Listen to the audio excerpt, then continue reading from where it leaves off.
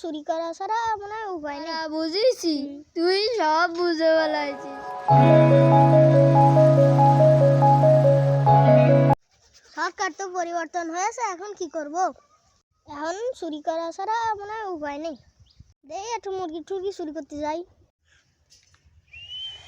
আজকে তো মুরগি কান ভালোই বড় হয়েছে।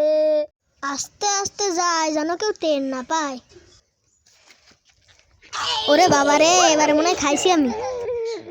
চোর আজকে তোর আমি ধরেছি। তোর আজকে ধরেছি। এই রোশনির মা ওই বড় দড়ি কান আন্দি। চোর ধরেছে মনে হয়, তার জন্যই দই ছাড়ছে। ও রশ্মির মা, বেনা দড়ি দে, লাঠি আর ঝাঁটা দে। তোরে আজকে খাইছি। ওরে বাবা রে, ওরে বারে, ওরে বারে হলো রে। ওস্তাদ দাঁড়ান, আপনারে আমার চেনা চেনা লাগতেছে। তোরেও তো আমার শুরুতে চেনা চেনা লাগতেছে।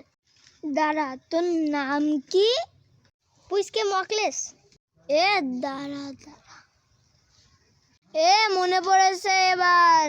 তুই তো আমার ডাকাত দলের সদস্য ছিলি। হ্যাঁ, আপনি ছিলেন সেই ডাকাত দলের মাস্টার। তা তোর এখন কি অবস্থা? ওই আর কি অবস্থা হবে, সরকার পরিবর্তন হওয়ার পরে অবস্থা ভালো না। তা আপনার অবস্থা কিরকম? আমারও অবস্থা সরকারি পরিবর্তনের পর ভালো না।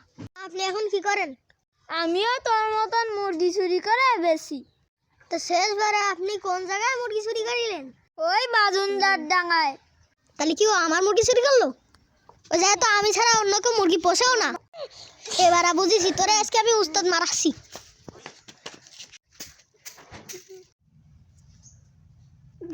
তুই আমারে মারলি কেন? তুইও তো আমার ফর্মেতে মুরগি চুরি করে এনি বেচতেছিস, ওইনি তো আমি ছাড়া অন্য কেউ মুরগি পোষে না।